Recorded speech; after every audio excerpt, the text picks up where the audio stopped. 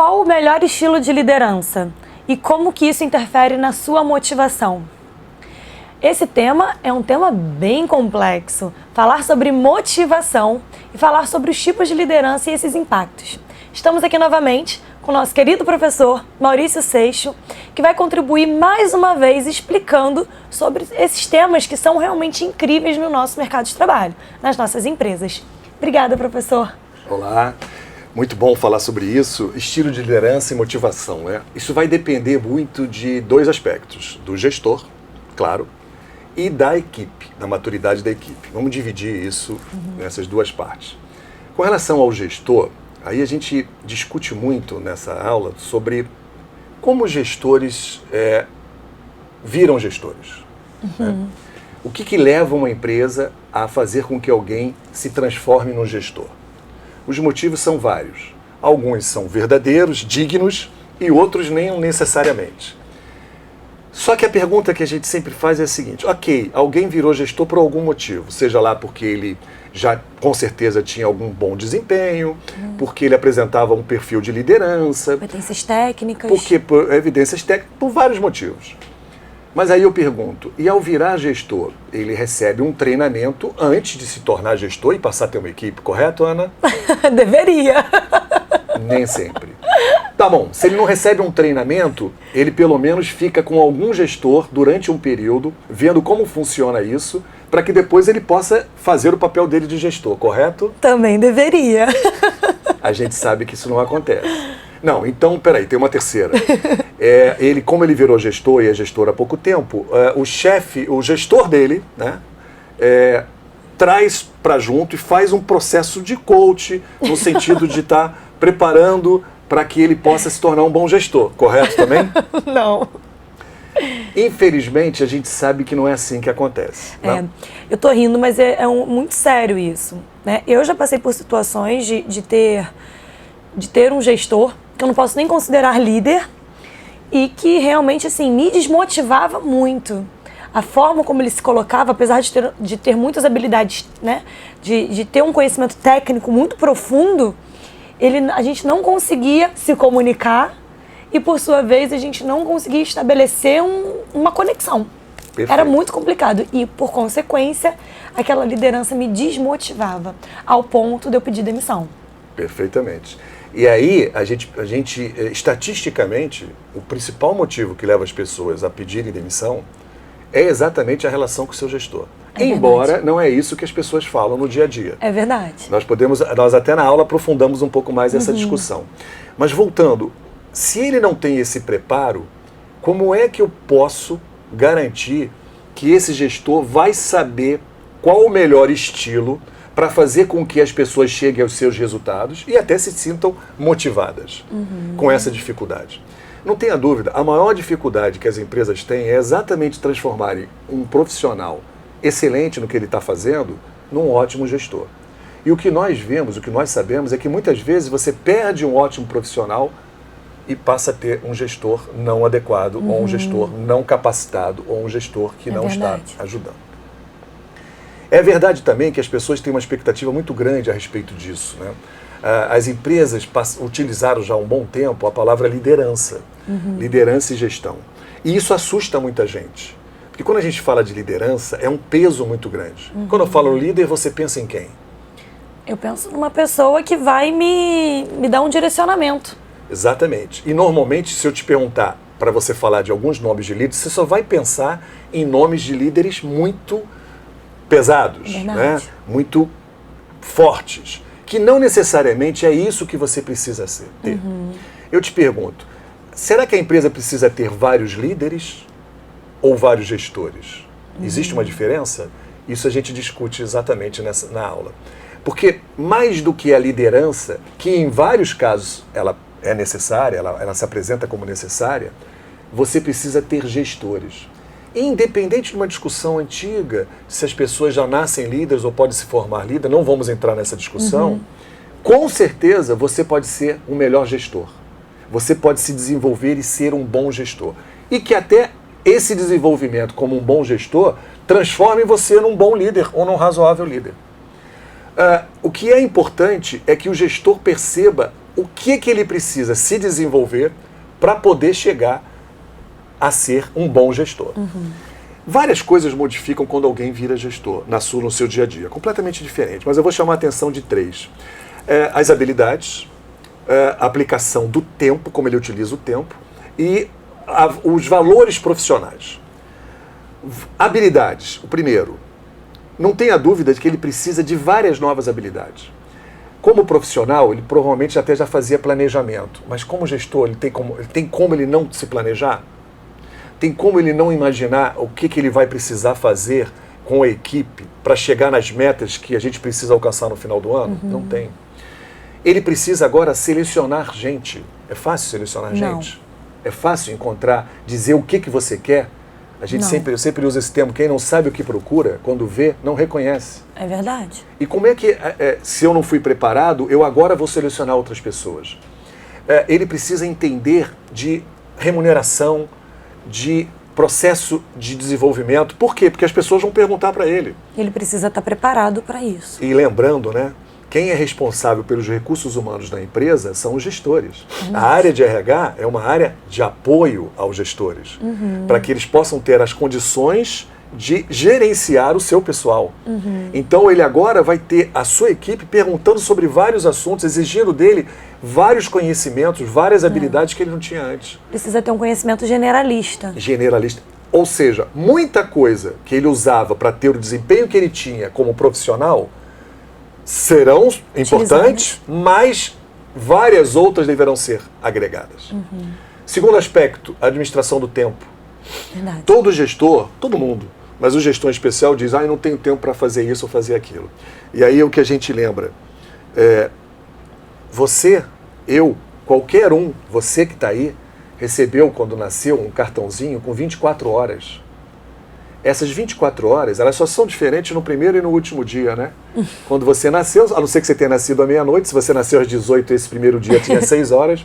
E se você, quando partir, falta muito, com certeza, para uma outra situação, dependendo de quando isso aconteceu. Todos os outros dias da sua vida são 24 horas. Seja você homem, mulher, branco, preto, azul marinho, seja gordo, magro, alto, baixo, não interessa. Seja você o presidente dos Estados Unidos, sejamos nós que estamos aqui, o cartão é o mesmo.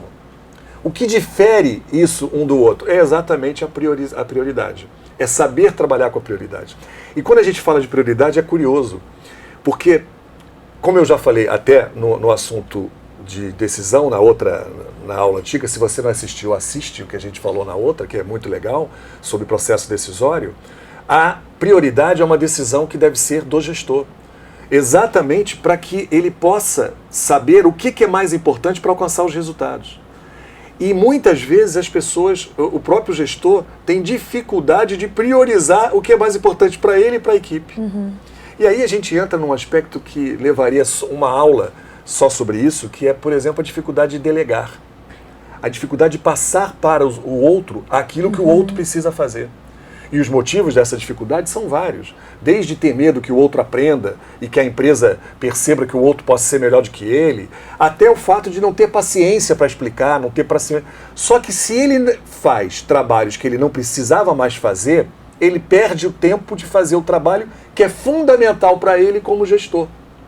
Porque o tempo dele está sendo usado naquilo que ele não pode. Professor, muito interessante você falar sobre administração do tempo, porque lá na minha consultoria eu aplico um teste de gestão do tempo. E eu atendo muitos gestores de grandes empresas. E vocês podem ficar chocados. As respostas que eu tenho desses testes são assustadores. A produtividade de gestores, em geral, dos que eu tenho pego, está abaixo de 40%, onde deveria ser 70%. Então, quando você puxa esse resultado, né, você olha para aquele gestor e eu pergunto, mas nesse tópico X, nesse tópico Y, o que você tem feito para melhorar? Ele não tem a visão. Do todo. Ele não consegue enxergar o quanto que aquela mudança de comportamento naquele determinado tópico do tempo dele vai fazer com que ele seja um gestor mais produtivo e, por consequente, ser um bom gestor. Perfeitamente. É impressionante. Eu não tenho dúvida disso. Se cada um, até você também, fizer uma análise efetiva sobre a tua produtividade, o que efetivamente você faz no dia a dia, o que é prioridade, o que não é, você vai chegar com essa conclusão. É assustador. Imagine quando o gestor faz isso. E o terceiro aspecto são os valores profissionais. Aquilo que antes era uma preocupação quando ele não era gestor dele com relação à empresa, os valores, agora é uma preocupação com relação à equipe. Com relação a como a equipe está percebendo os valores da organização, os próprios valores dele, porque ele vira agora telhado de vidro, né? Porque agora tudo que você faz, o outro está observando e o outro está analisando. Como é que é o seu comportamento? E não tenha dúvida, um dos fatores fundamentais para o gestor é ser um exemplo. Verdade. Né? Então, e como é que então o seu estilo consegue fazer com que a equipe possa chegar aos seus objetivos? E aí nós podemos falar, e falamos na aula, sobre vários tipos de liderança, várias formas de liderança. Mas vamos chamar atenção àquela que a gente chama de liderança situacional, que é importante a gente falar sobre isso, que vai depender da situação, a maneira como ele vai usar o estilo, como também vai depender da maturidade da equipe. Existem os estilos desde o autocrático até o que a gente chama de laissez-faire, onde a equipe tem uma autoridade, tem uma condição de tomar as decisões muito mais do que depender só do gestor. Tudo isso vai variar com a maturidade da equipe, depende da maturidade da equipe. E eu tenho que entender qual é o momento de utilizar cada um deles para que eu tenha um melhor resultado. Para isso eu tenho que conhecer as pessoas são diferentes. A pior coisa que pode acontecer com o gestor é tratar todo mundo da mesma forma. Da mesma forma, só o respeito. Verdade. A maneira de tratar vai depender de cada uma dessas pessoas. Então, é fundamental que ele entenda qual é a maneira mais adequada para isso. Para a gente poder chegar no assunto motivação. Porque tudo isso vai levar à motivação ou à desmotivação. São 4 fatores fundamentais que levam as pessoas a se motivarem no trabalho. Se elas têm desafios, o primeiro. Verdade. Ou seja, se elas se sentem desafiadas. Estou falando daquelas pessoas que querem efetivamente trabalhar e querem crescer. Porque existe também aquelas que querem que o mundo acabe em barranco para morrer encostado. Não estou entrando nesse mérito. Estou dizendo com quem realmente está a fim de fazer e crescer independente de qualquer coisa, que quer buscar desafios, que quer que aconteça. É um processo decisório. É um processo decisório. E quem decide por isso está atrás de desafio. Então é fundamental que a empresa tenha desafios. E isso é motivador. O segundo é o próprio ambiente. O ambiente que ela vive. Se é um ambiente que não só propicia desafio, como é um ambiente agradável, no sentido de que as pessoas se colaboram. Pode existir uma disputa, mas é uma disputa que leva as pessoas para frente, não uma disputa saudável, que traz para baixo, uma disputa saudável. Então o ambiente é o segundo fator fundamental. O terceiro é o reconhecimento. Como acontece esse reconhecimento? Verdade. Pode ser através de feedback, pode ser através de questões financeiras, mas não, reconhecimento não é só financeiro. Existem várias outras formas de você reconhecer alguém. Principalmente dando feedback sobre o trabalho dela, colocando em projetos novos, fazendo com que ela participe de situações que ela não participava antes, representando você, gestor, em algumas reuniões. Existem várias situações onde você pode ter esse reconhecimento. E o quarto é o futuro. Como ela vê a empresa que ela está trabalhando, a relação que ela tem com aquele gestor e com aquele trabalho que ela está fazendo, com relação ao seu futuro, aquilo que ela quer, aquilo onde ela quer chegar. Como ela percebe isso? Essas 4 coisas, quando estão juntas, com certeza elas levam à motivação. Já a desmotivação, que pode ser a falta de uma ou de várias delas, ou até das 4, ela tem não só esses fatores, como vários outros. Porque quando você está desmotivado, qualquer outra coisa também ajuda a colocar você para baixo. Porque você já não está feliz, já não tem o desafio, já não tem o ambiente, já não tem o relacionamento, já não sente que aquilo tem a ver com o futuro, e aí qualquer outra coisa joga você para baixo. E é muito difícil, se você não tiver as pessoas motivadas, que elas se comprometam. Ninguém vai estar comprometido com aquilo que não se sinta motivado. E aí o papel do gestor é fundamental. Precisa ser um líder? Precisa efetivamente saber reconhecer nas pessoas o que elas têm de melhor e trabalhar isso com as pessoas, dando feedback, entendendo, passando para que as pessoas possam fazer aquilo que elas precisam fazer, né, delegando, né? Isso faz com que as pessoas se sintam melhor e, consequentemente, se sintam motivadas para isso. Lembrando que motivação é algo intrínseco, tá? É algo dentro da pessoa. Não é você que vai lá e bota a motivação. Eu tenho que ter a maneira de trazer essa motivação para fora. E isso eu só tenho essa forma se eu entender você, se eu conhecer você. E entender que você é diferente dele, é diferente dela. Cada um tem uma forma de ser. Aquilo que eu faço vai impactar para você de uma forma diferente que impacta para ele. E eu preciso conhecer isso, para que eu possa ter esse compromisso. O autoconhecimento é muito importante. É porque fundamental. você só consegue conhecer o outro quando você começa a se conhecer primeiro, né? Exatamente. Essa semana eu li um texto falando justamente disso, que o autoconhecimento hoje é uma pós-graduação.